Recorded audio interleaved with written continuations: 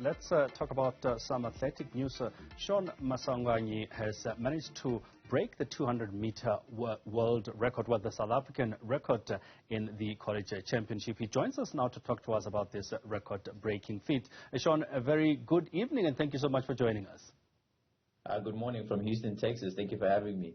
Thank you so much for making time. Shaun, I think you found a bit of a purple patch. You've been just clocking fast times, and congratulations on your 200-meter indoor. How does it feel?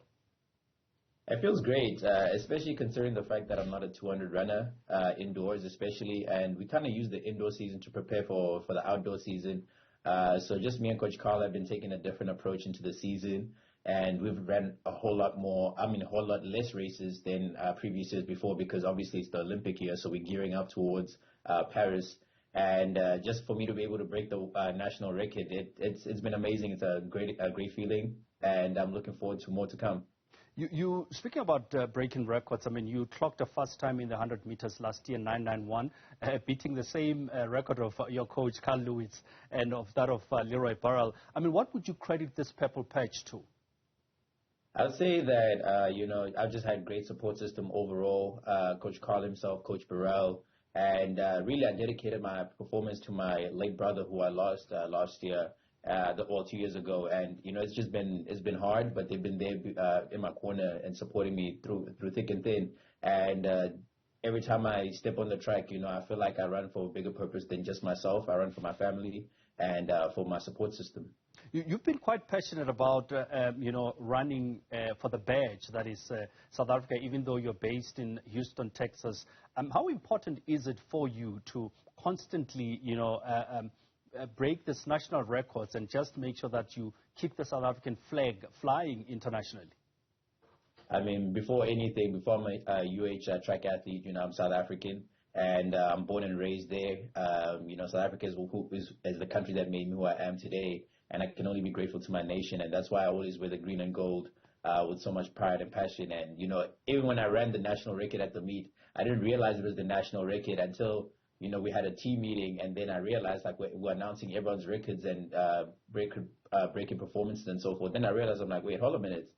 I think I broke the national record, and, I quickly checked, and I remember it was owned by Diti, who ran back here in 2018 and so forth. So I realized he ran 20.45, and I just narrowly edged it out with 20.41, and that's when it hit me. I was like, you know what, that's the national record. I need to go, follow the protocol, et cetera, to make sure that obviously my record is rectified.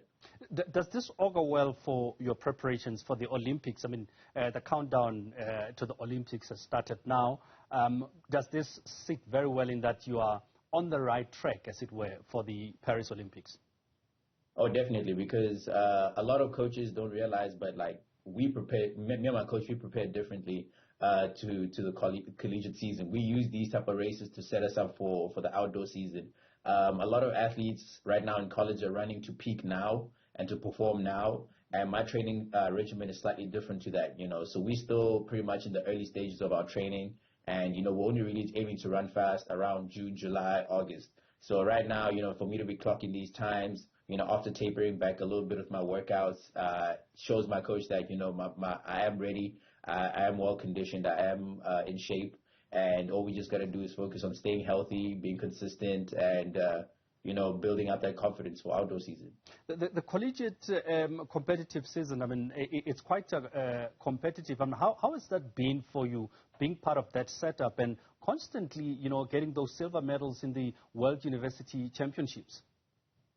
It's very competitive. I mean, most of these guys in college, it ranges from age and nationality. All these guys are international as well. I mean, the top sprinters in the NCAA circuit, they're mostly from different countries. So we end up seeing each other at all these global competitions. So it's good preparation throughout the whole year, to familiarize yourself with the faces. And, basically, racing is about strategy. You don't just get on the line and just run. So, understand that, okay, everyone has a different strategy. Everyone has a different way of executing their race.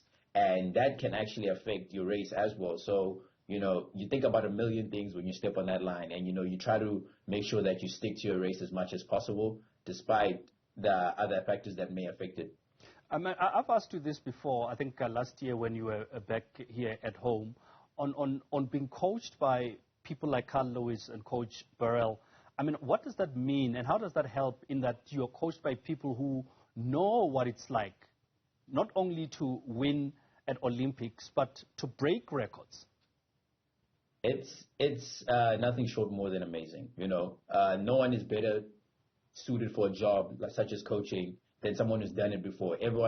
Everything I go through as an athlete, my coaches probably went through it a million times over. He knows how to give me advice and how to work on certain things the moment it happens. It's just at the tip of his head. He just, okay, we do this and this and this right now to prepare for this coming forth season, etc., etc. I remember this one meet, for example, I had food poisoning in China for the World University Games the day of the semifinal and the final, and I told my coach I was panicking. I'm like, I'm feeling sick. I've been going to the bathroom a lot, etc., etc. And then he told me how to, mitigate the way the food poisoning will affect me throughout the day, just so I can still be able to compete. And I would have not gotten that advice anywhere else. Medical professionals would have told you something completely different. But he is an athlete. He understands. He's been through that. He told me at World Championships he's had food poisoning and he had to do certain things, for example, to prepare himself to make sure that he's still able to compete and so forth. So as far as coaching goes, and working out, etc., he's been there. He knows how hard it is. He knows what it takes, and he knows how to get me to that level that I want to be. Well, just a word of advice, Cheza. You can never get food poisoning from pap. I don't know how much pap you eat there in Houston, Texas. You're right about that. So let's talk about just the road to the Olympics. I mean, as I said, it's just literally a couple of months before the Olympics in Paris start. What is your plan in terms of just getting there? You said it's about remaining healthy, injury-free, but any meets that you're targeting, that you're looking at to try and get yourself to peak at the right time, as you said, and stay ahead of your game? So, the collegiate scene, we have NCAA's championships. So we have indoor championships coming up next week, which I've qualified for in both the 60 and the 200. That's kind of like a good indicator to see where I am in terms of my speed and endurance as far as indoor goes. And then as soon as the outdoor season opens up, the NCAA outdoor championships are in June. And that's also another good indicator where I am in terms of race shape, because there's always solid performances overall in the NCAA circuit. One could argue that the NCAA indoor championship is more competitive than a world championship itself in terms of indoor.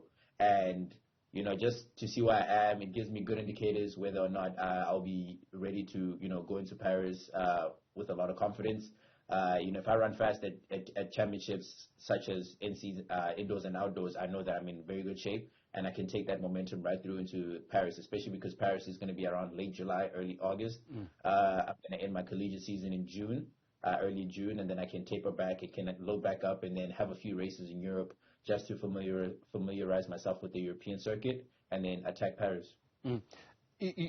What distance will you be specifically looking at? You just said earlier on when we started the conversation that 200 meters is not necessarily your distance. So what distances will you be looking at in Paris? Well, I'll say 200 indoors. So the indoor, because since it's turns, it's not much of my race because I'm a taller athlete. It's harder to get around the turns indoors. But on the outdoor track, 200 meters more of my race. In Tokyo, I managed to finish top 10. Just as a freshman in university, so my first year. And, but going into Paris this year, both the 100 and 200 will be a lot stronger than when I went in as, a first year in university. So just going into Paris, I'm focused on the 100, 200, and the 4x1 relay. I'm working towards making sure that I run the leg that I'm supposed to, which is probably going to be the first leg, because I feel like I'm the most efficient at the first leg position. Obviously, I'm still in conversation with the relay coaches back in South Africa as they have relay camps and so forth, because I can't attend because of academic responsibilities here in Houston. But, we're still in communication and talks, and, every time there's shifts and updates, they let me know. And, I mean, just talk about the 4x100, Shaun. I mean, we've spoken about this, and many people have spoken about it, but we just seem to not get it right. Do you think with the camps that are currently happening, are we likely going to see something different? Because if things go our way in the 4x100, one would believe that we can actually get a podium in Paris or anywhere else for that matter. Oh, definitely. Especially after the performance we had at World Championships in the prelims. I mean, we were in lane 2 and we ran 37.7, which is incredibly fast. It's one of the top 10 fastest times in history, if I'm not mistaken. And, we did that with ease in lane 2. But the problem is the preparation going into these championships. We don't really have much preparation. Like, yes, we winged it and, we're able to run such a solid time because we have the talent. But now it's just all about nurturing that talent. We just need more access to resources. We just need to have more camps and so forth. And what we've been able to have conversations with some of the people at ASA. It was that, okay, we need to actually make sure we have a lot more relay camps going into Paris, and we're actually consistent with these relay camps. Not just say we have them, but actually host them and people come and attend, and which is what they've been doing back at home, as far as I've been able to see. And we just pleaded to ASA that like we can't just get offered all these incentives and so forth after we win, whereas there was no grounds or no foundation to build from in terms of making sure that we are adequately prepared for these championships. I mean, the first time I literally practiced my exchanges with the guy I was giving to in second leg was literally at the World Championships in the practice days. So it was kind of tough, but that's the reality of it. And we can't complain as athletes. We just go there and we have to try to perform to our best of our abilities. And I'm not sitting here pointing fingers, but change needs to occur for us to have better results. We can't just keep trying the same formula of, okay, let's just see if these guys figure it out. If they win, if they don't, So it's like we need to always constantly find solutions, and the solution would be, in which it is now being implemented, is having more relay camps. Because you look at the most consistent relay teams in the world stage, they have a lot of funding, they have access to these resources. They'll get flown out from the country that they train at to back home. They have all these incentives to, let me come to this relay camp. I'm getting paid. I'm not losing money by coming here, etc., etc. We're working together. We're gonna get another medal. We're striving towards that. That's why you look at China, you look at Japan, USA to a degree, Jamaica. All these countries have all these relay camps that they initiate, and these guys are always practicing each other. That's All right, Patu, we're gonna have to be there. Amanda, thank you so much for coming through to speak to us. That is Patu Chezo, Shaun Maswanganyi.